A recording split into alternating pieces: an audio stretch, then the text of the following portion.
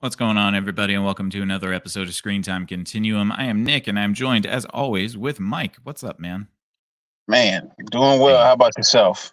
doing okay, and we're hoping that you're doing okay out there. Thank you so much for tuning in. Whenever you're checking us out, thank you. We appreciate it. Tonight, we're going to be talking about Spaceman on Netflix. Just came out a couple days ago. I should probably give a fair spoiler warning up front, just because it is relatively new. We are going to be talking about the details of this movie, what we liked about it, what we didn't like about it, and our final rating. But we're not going to be sparing any details here. So, if you haven't seen the movie, you should probably go check it out on Netflix and then come back to this episode and let us know what you think. If you don't mind being spoiled, if you've seen it, stay tuned. Join us for the conversation. Let us know what you think in the comments and enjoy this episode. Let's see. I get the information right here, Spaceman. Shoot. I always do that. I have like the IMDb, but it's not pulled up. Okay, it's directed by Johan Renck, and it's written by Jaroslav Kalfar and Colby Day, and it stars Adam Sandler, Carey Mulligan, and Paul Dano. Yeah, and this just came out March 1st, so we're what 2 days ago? 2 days ago? Yep, Yep. All right. Well, yeah. Let three. let me give you. Oh, 3 days ago. There you Today's go. before. Yeah. Yeah, let me give you the synopsis here for this flick. Half a year into his solo mission on the edge of the solar system, an astronaut concerned with the state of his life back on Earth is helped by an ancient creature he discovers in the bowels of his ship. All right, well, that's pretty good. Honestly, that whole angle was very elusive to me. I didn't think that that's what this was going to be like in the movie. I really thought it was just going to be like Adam Sandler exploring space for an hour and a half or 2 hours. Um, but let's get Mike's first impressions. We'll get first impressions out of the way, and then we'll go into some details. Mike, your first impressions for Spaceman. What did you think? Well, it was maybe the first time Adam Sandler's done a movie where he's not Adam Sandler. Hmm. At least not Adam Sandler, the goofball we know. Right. I mean, he's done a couple other movies where he's not goofy, but I don't know. It just seemed like it was finally not the Water Boy. Yes. Yeah. I actually did enjoy it. I thought it was quite good. Um, but it's kind of weird to see him in space with a bottle of sriracha sauce, and a giant spider. So Yes. Sriracha duct tape to a wall. right. Yeah. I thought that was a little odd because I was like, I don't think this astronauts would be allowed to bring a bottle of sriracha sauce to space. But then again, they're not American astronauts, so who knows? I was just about to say that it is a Czech astronaut or cosmonaut, they would call it. So yeah, I actually enjoyed it. I mean, Adam Sandler's always been a decent enough actor. The only other cast members, what's his name? Raj from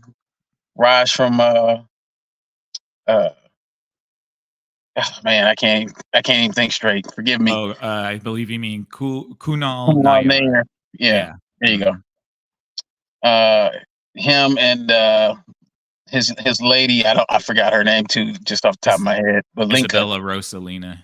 There you go. Yeah. Linka is Carey Mulligan. Yeah. Oh, okay. Who's the other one you said? Isabella Rossellini is the head lady at the space program. Oh, right. Okay. Sorry, my mind is a little befuddled. Lack of sleep will do that to you. But yes, everybody's performance was just fine. But it's Adam Sandler in a space shuttle with a giant spider that crawled out of his head. So I don't know how to put it any other kind of way for you. Right. But it's enjoyable. It's actually enjoyable. And it's not really funny so much as it's just a really well written kind of piece of work. Yeah. I thought it was really well written. Right on. Yeah. Again, when I saw the first teaser trailer, this came out a couple months ago, the trailer did. I thought to myself, oh, this might be interesting. It's going to be kind of like the movie Moon. Do you remember that movie? Sam Rockwell. No. It's basically just a dude on a spaceship, kind of 2001 Space Odyssey type thing. That's kind of where I Oh, think it was okay. gonna go, where it was much more about the trepidations of space travel and, like, It kind of gave me the one with George Clooney. It kind of gave me vibes like that with George Clooney and what's her name? oh, Gravity. Yeah, Mm. that and a little bit of Interstellar. Yeah, yeah, definitely. Yes, at the end for sure. Interstellar. Yeah, so I didn't really know what to expect. I think that it starts off a little bit like a slow burn, but then, like there isn't a whole bunch of action in this movie. There's not a whole bunch of. It's very kind of subdued, which I enjoyed. I think that the sort of the climax of this piece is like the last 3 minutes of the movie, Yeah, which I think it builds up to and is interesting. But yeah, I didn't see the spider coming. His name is Hanush. yeah, that Uh, threw me way off. it definitely threw me off too. I guess maybe we could probably talk right up front about the perception of Hanush, which is this giant spider that ends up sort of walking Jakob through his marriage and sort of being like a marriage counselor for I was his thinking the same thing. for him and his wife. Yeah.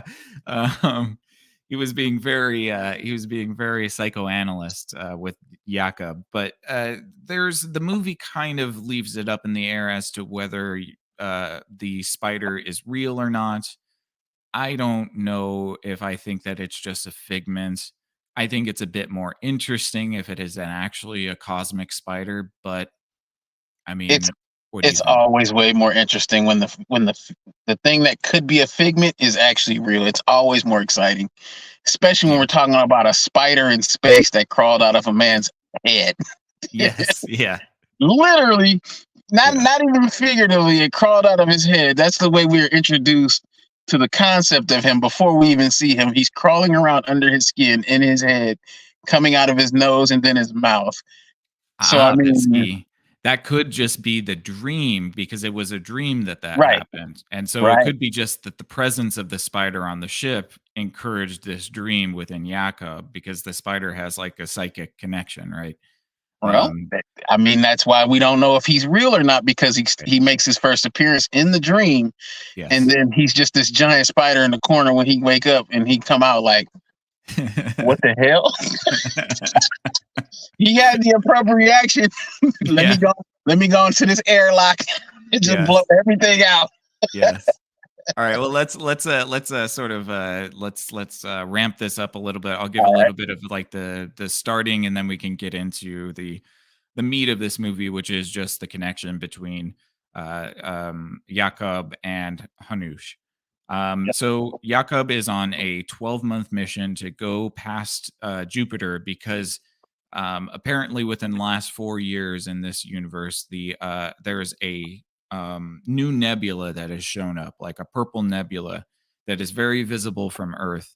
And it's been around for multiple years. And it seems to me that all of the governments in the world, well, at least the Czech Republic and South Korea, are in this race to go be the first people to get samples from this nebula that just popped up out of nowhere.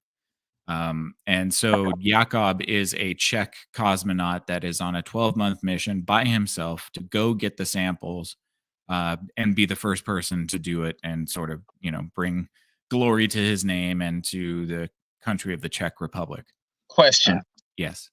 what kind of samples can you really get from a nebula? Well, it's funny because once they get there, they can't even touch the things. So, That's what I was. I uh, mean, not even because of the movie, but I was thinking about it, it's like, are you there could get particles that you could touch? Yeah, you like metal particles, rare elements. I'm sure there's like super rare elements that we can't really reproduce very much here on Earth. How do you collect them? It would seem to be that if they are in like particular matter form, you could just use like a giant sieve and sort of pan for Okay, bigger all right, pieces. fair enough. Yeah. I'm stupid. I don't know. I ain't a No, no. scientist or It's a good astronaut. it's a good question. I mean, they would be very small particles, so you would have to do a lot of trawling of these gas clouds in order to get any substantial material from them. But alas, and unfortunately, not to sort of spoil it, but once he does get to the cloud, these particles are sort of intangible; they're not able to be touched. So that's a moot point at that Darn. point. Yeah. But Jakob is a sort of really driven cosmonaut. His father was a part of the Communist Party in the Czech Republic, and this takes place shortly after the Cold War. Maybe not shortly because he was a younger man when it happened. So I guess maybe current day, or like early 2000s. And his dad was a member of the Communist Party. He was an informant, but when the Soviet Union fell, the government was handed over to the new regime, which would have been a democratic regime. Mhm. But what those regimes often do is purge the communists, and so his father was purged by the incoming government, and he was subsequently also thrown in a river, I guess, to die, but he didn't end up dying. Um, so he's got a lot to prove about his worth as a person, by being the first person to get to this nebula and sort of plant the Czech flag in history. Probably because of his connection with his father and his desire to The guilt, his guilt about his father. Yeah. because he Um, said he was a good man who did bad things. right. Right. Yes, and he did see, yeah, he did experience his father's death, and that sort of shaped him. And he says in the movie that he didn't have ambition until his father died. So a lot of what his ambition is to sort of reconcile that relationship with his father. And so he's been very one track minded about becoming a cosmonaut, and he's finally on this mission. But the problem is that when you become one track minded about something, you can tend to let the other relationships in your life fall by the wayside. And speaking Mhm. of, he has a very pregnant wife at home. Very um, pregnant. so pregnant, well, she was just pregnant enough for me to wonder if it was even his kid. I Um, man, I thought the same thing. Like, oh, that, oh, yeah, what yeah. they doing? I was like, man, you can't catch a break. You're trying to go to space to be the first person in the world to do something, and your wife cheats on you, man. Jeez, that's You awful. know, and to be honest, when the movie first started, in the first like 30 minutes, I was like, wow. So we talking about Modern City Girl, huh? Yeah. But That's no, what this is. I don't think that I don't think that the implication that she cheated. I think it is his child, but he got selected for this mission, and he decided that it was more of a priority for him to go on this mission than to be with his wife. Right. And that's sort of the struggle between them throughout the entire film, is that his ambition to be a spaceman or an explorer, space explorer, always outweighed his desire to be attentive to his wife. And this has caused his wife to decide that 6 months into his space mission, at about 500 million miles away, she's going to divorce him through text message. Well, no, video Sorry. message. Through Skype call. Through Skype Right. call. You've been Like, gone for 6 months. It's been 169 days. I yeah, can't do this anymore. It's like, y bro, come on. dear John, Yeah, and messed up. she's wrong for that one, because even the government was like, "We're not giving this to him." Right. Like, you He's can't on the verge of losing his mind yeah, from solitude, and you want to drop this bomb? I'm sorry, your husband has space madness, and anything that anything Literally, could tip him over the edge. right. Yeah, Literally got space madness. Next yeah. thing you know, he's just gonna say F it and just thrust right into the nebula Yep, and yep. just go way off course and blow Yeah. itself up. I don't know if you know this, but the Czech Republic's a very small country. We spend a quarter of our GDP to build that ship, so you're not going to f this up for us. This may be the first and only time we do this or Yeah, anything like it. yeah. And now you want to have a divorce? Come on. Right. Aren't they laws against women having rights in that country? Oh, let me shut up. No, no, no. I just thought it was hilarious because even the head space lady, she's what was her name? She's actually a really famous model. I think Isabella Rossellini. Right. Rossellini.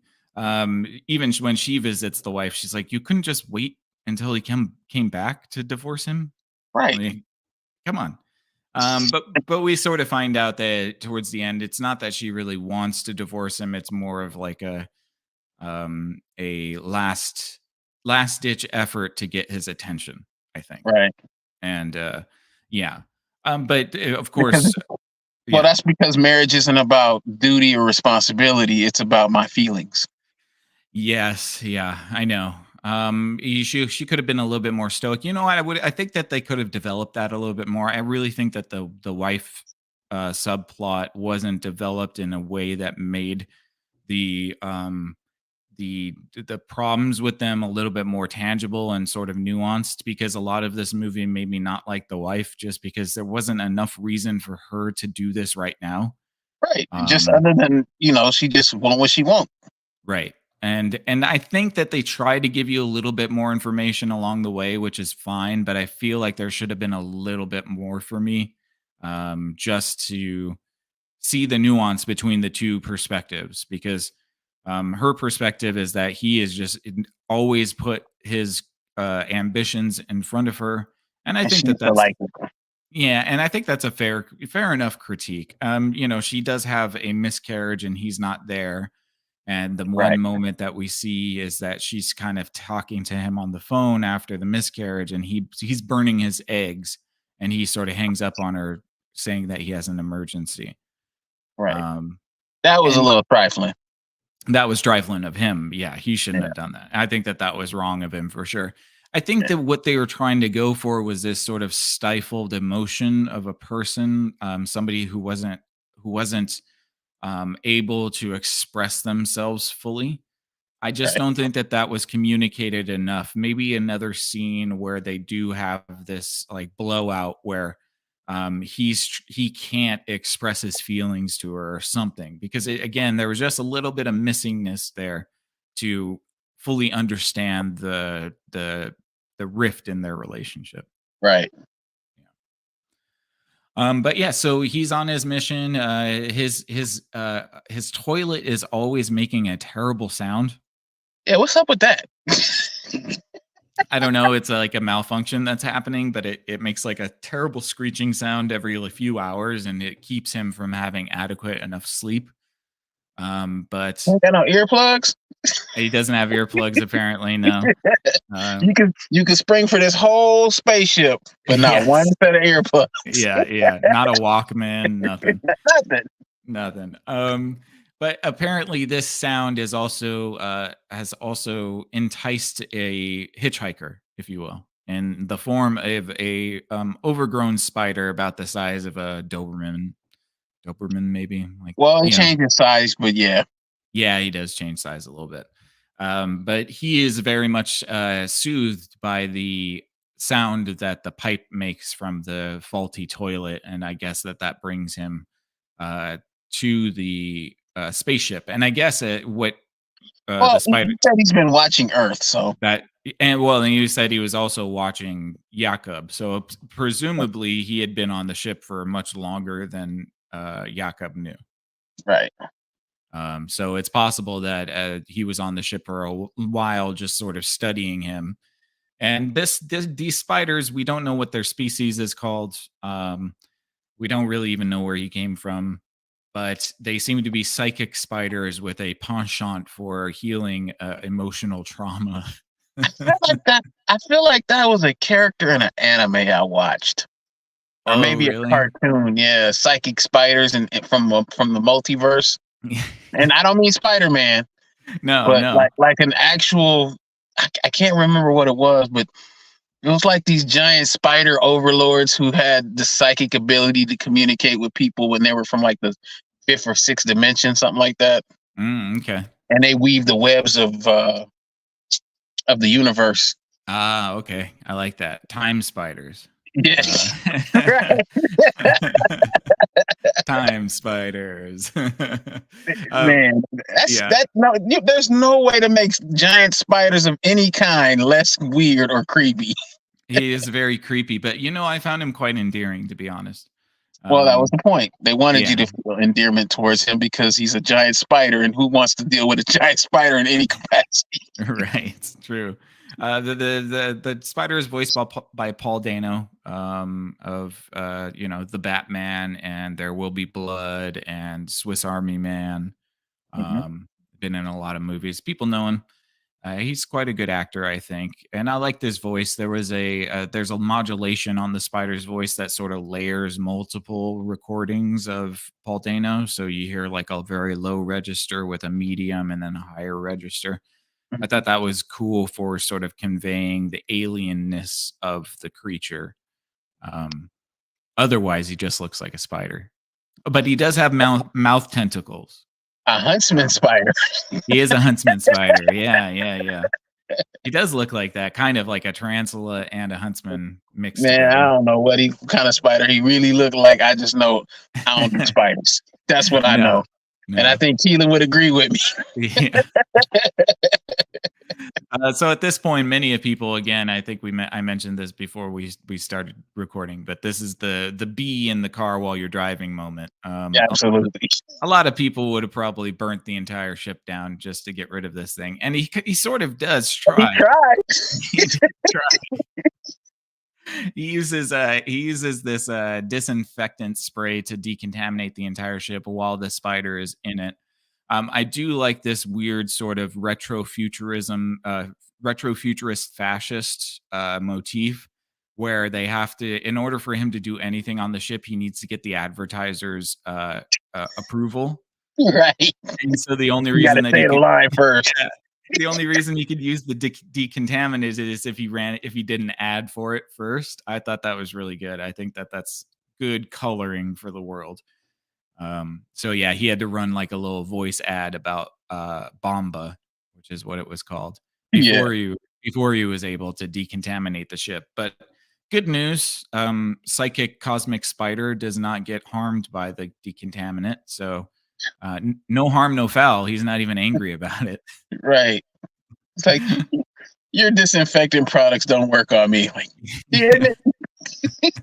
Well, he says, "Don't worry, I'm not harmed by your disinfectant." Like he thought that Jakob would be afraid that he hurt him or something. Yeah, no.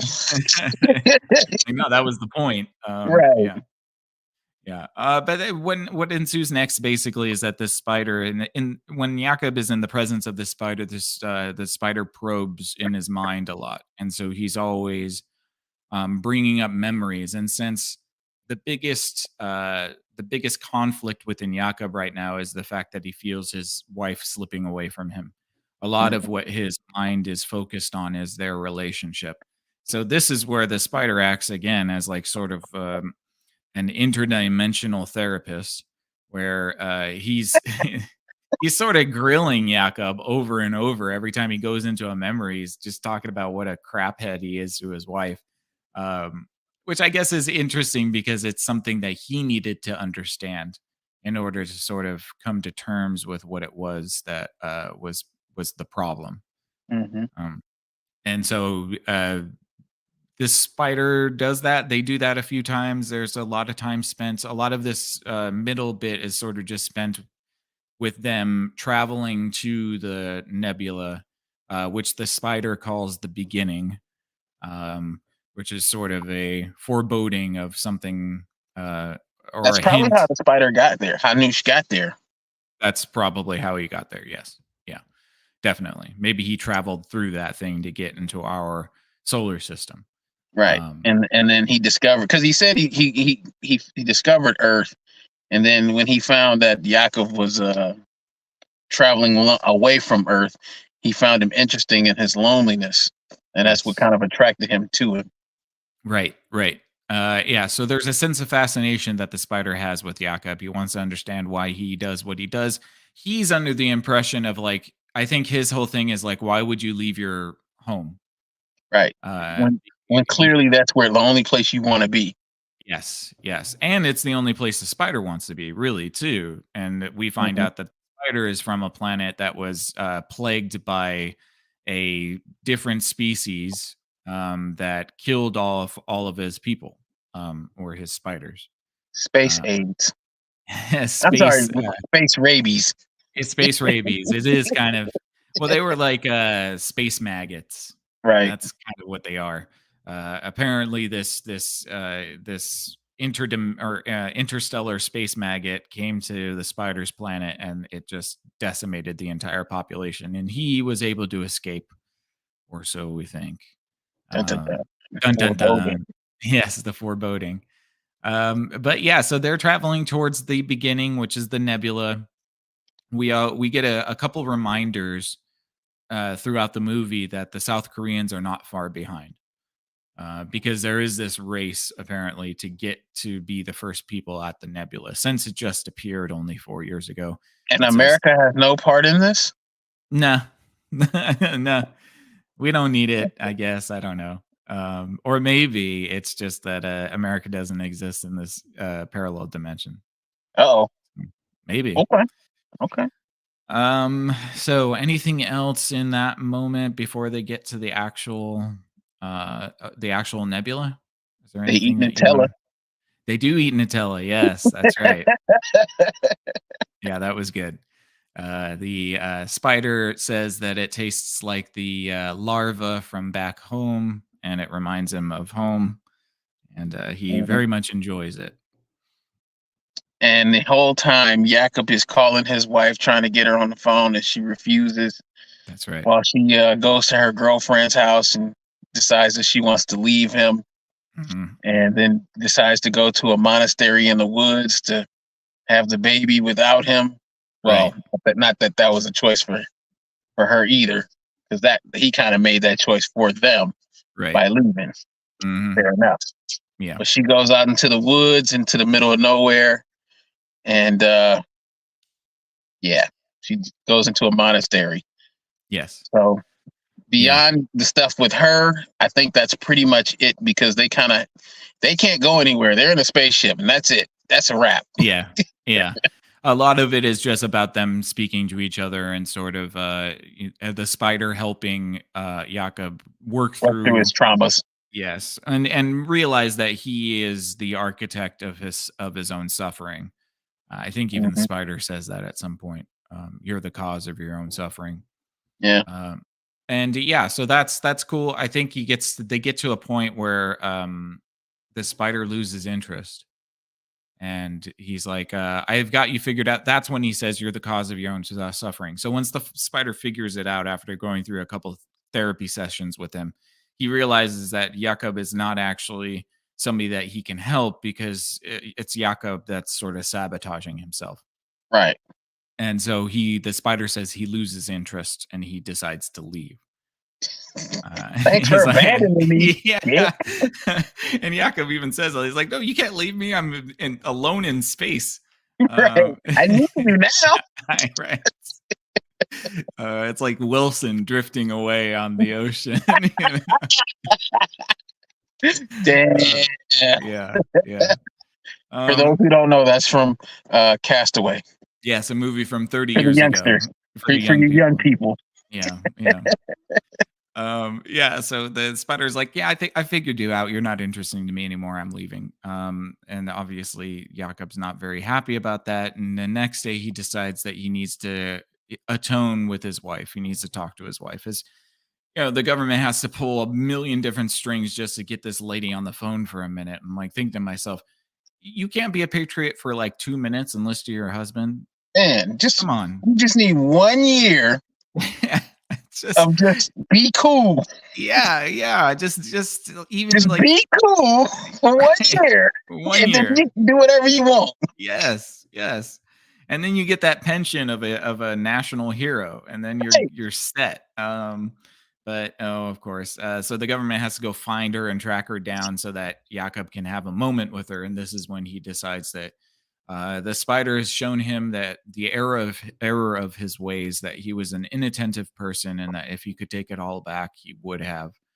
I wanted this to mean a little bit more to me, and I think it only doesn't, because we don't get enough moments between them that make me think that they love each other. Right. Because it seems like the whole point of the movie is him coming to the realization that he loves his wife. Yes. And that he is the male buffoon in this movie who destroyed his own life by making the woman he loves mad at him and he needs to atone for it. And it's just like, so she has no culpability in her behaviors. No. But then again, we don't really know what she's like, other than all the things that he likes. Yes. It's a very one-sided storytelling of the whole thing. There's no nuance with her. She's apparently just been a Victim.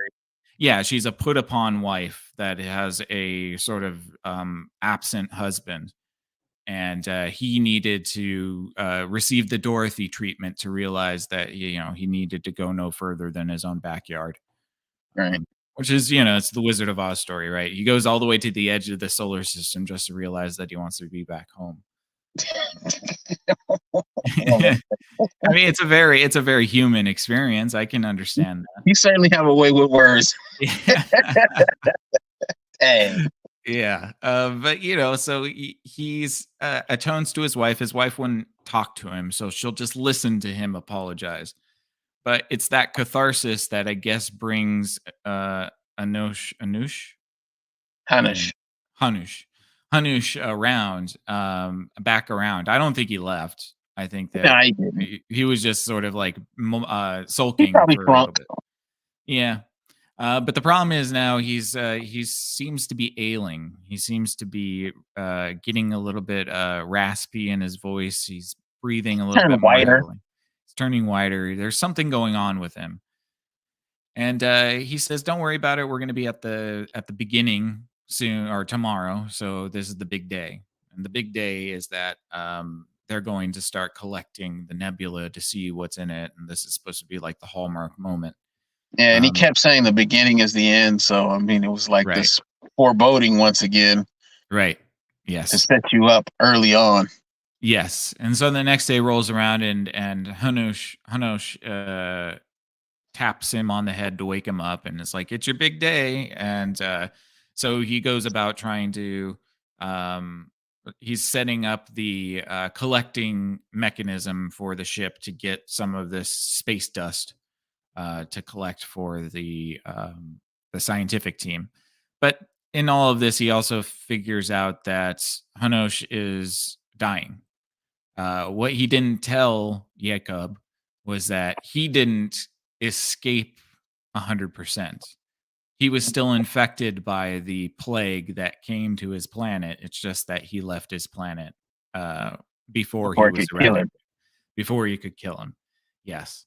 And so they have this really nice moment where they actually hug each other. And I was like, why does this make me feel good? That guy is hugging a giant spider. Why am I like, there's nothing about that was okay. It shouldn't have been, but I kept thinking to myself like, oh, that's a really sweet moment. I really, because it was that. Because they framed it like he was hugging a puppy with 8 legs. Yeah, with 8 legs. No, that's a spider. Yes. Yeah. So we find out that, Hanush is dying, but he wants to, he wants to set Jakob up. But so he decides that he's going to go out in space so that when the plague eats him, it won't get on Jakob too. Maybe it would go after Jakob after it eats him. I don't know, but I know the first thing I know is when I seen it, I was like, ugh. Oh, it was so disgusting, dude. So gross. Like, wait a minute. You got space rabies. Yes. That's not okay. Man, and then when he sneezed on him at the beginning, it put all of that in perspective again. Like, wait a minute. Be careful. It's a good thing he had his face shield on. But does that matter when it's space whatever? I think it's like they're space maggots or space worms. Worms is probably a good way of saying it. Yeah. But if they're microbial and they get under the skin like they was under his skin, how do you know what size they start at? So they could have been in the snot. Now, if they're in the snot and he done got sneezed on, and he's gonna bring the plague back to Earth. Oh, there it is. Yeah. What was the that follow-up movie? Spaceman 2 is just going to be about him, like, the zombie apocalypse. Man, what was that space movie? Life. Have you seen that movie? Life. Yeah. It's just like that. It's like similar. You done created this, and then you gonna bring it back. Right. That was. They should probably get people to that. Wasn't that like alien splooge or whatever? I don't know. Yeah, something like that. And then it created this life, this leafy white thing that basically killed the entire crew. Mhm. Yeah, I You know, remember that's the that first. one. I think that's the one of the few movies where the bad guy monster actually wins. And Oh, enjoyable, yeah. enjoyable. Yeah. Yeah, I always thought when that movie came out, they were talking about, like, people within the sort of, cinephile circles were talking about how it's sort of an unofficial prequel to Venom because it's like the symbiote.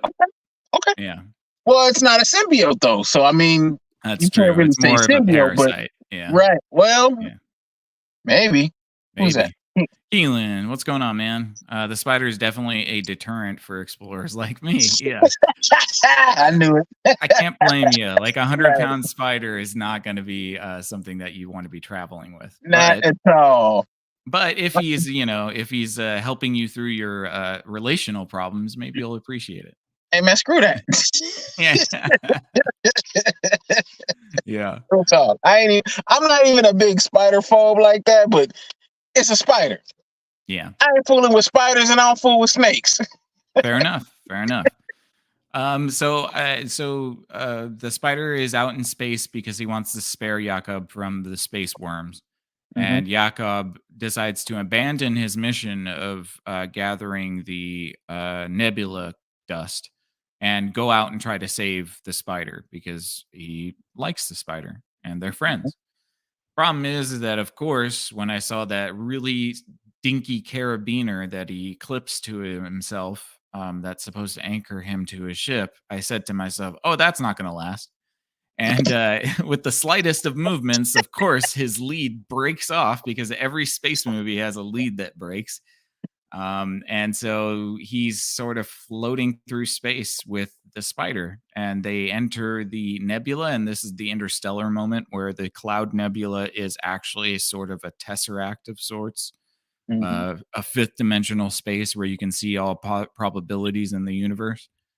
Hmm. Um, I thought that was interesting, like that's kind of a Deus Ex Machina thing, but it's cool. It's kind of a novel. Oh, well, it's almost played out by now, but I think that they made it work.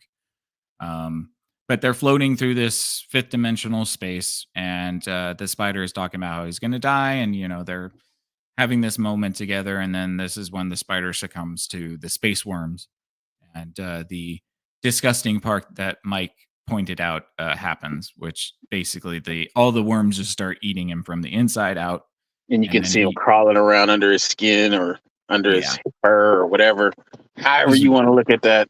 it was super gross. It was super gross.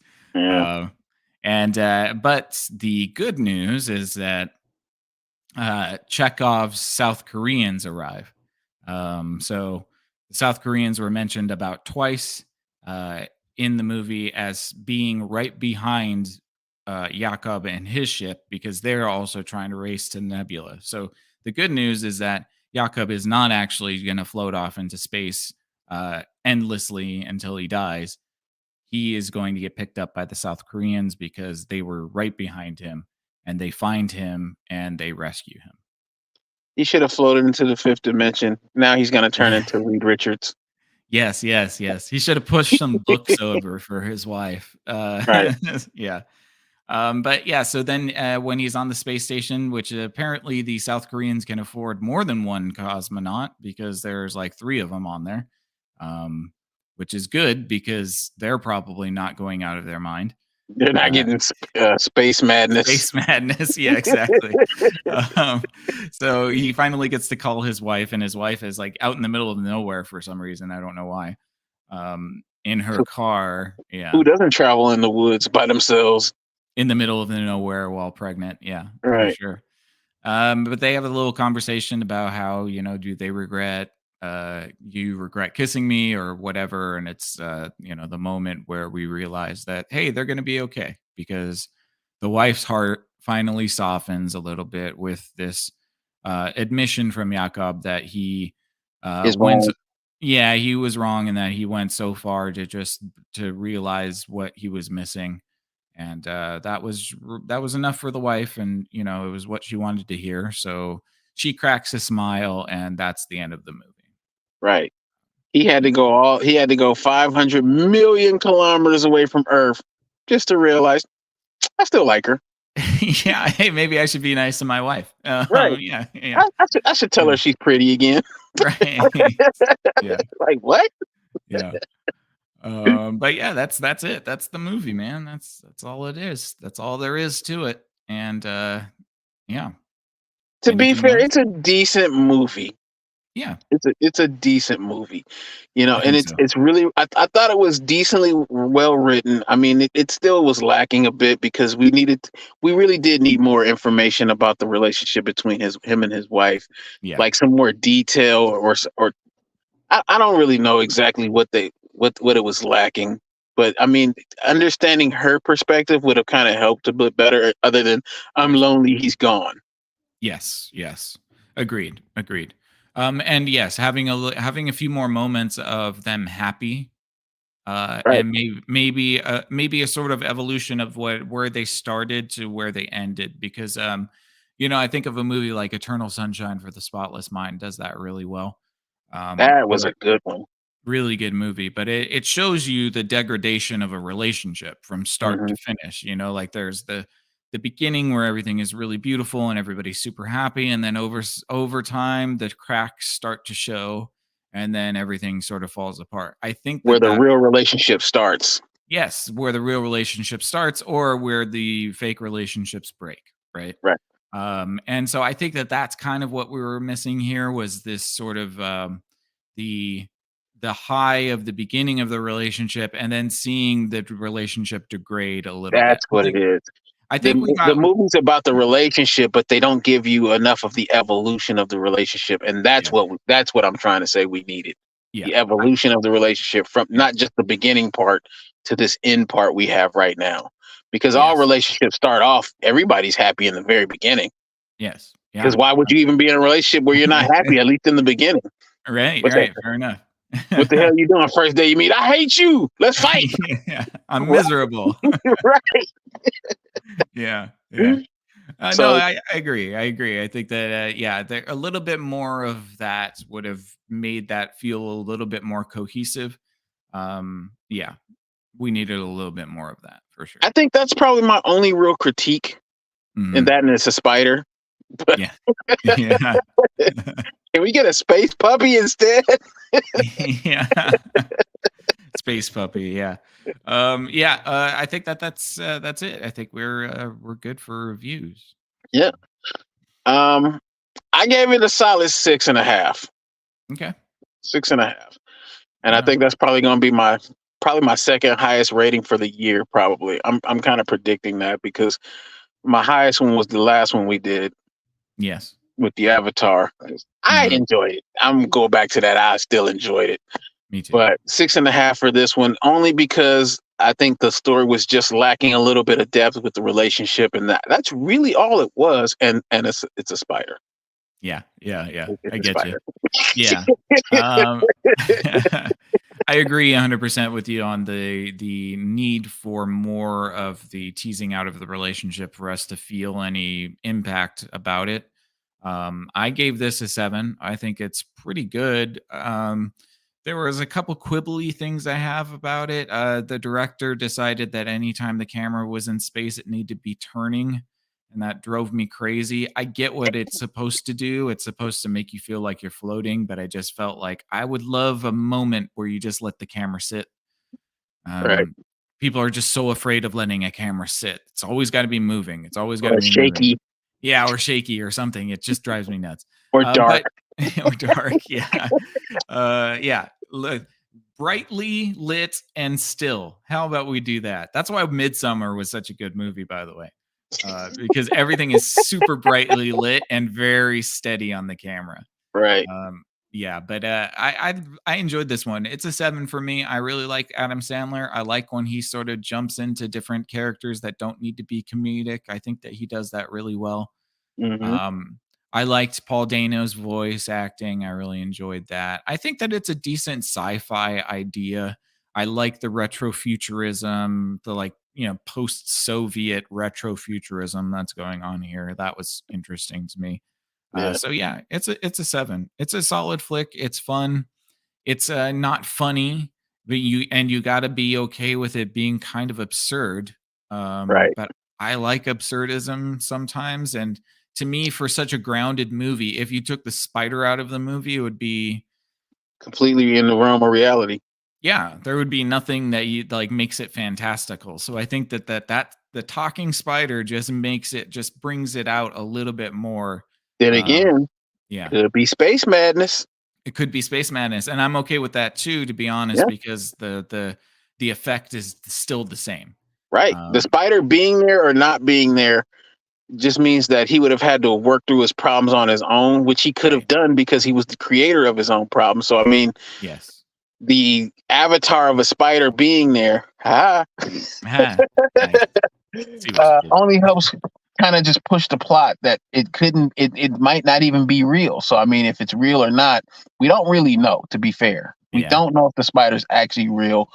However, it being real makes it more of a fantastical thing. And who doesn't like the idea of alien life out there, just not spiders? Yes. Yes. Definitely.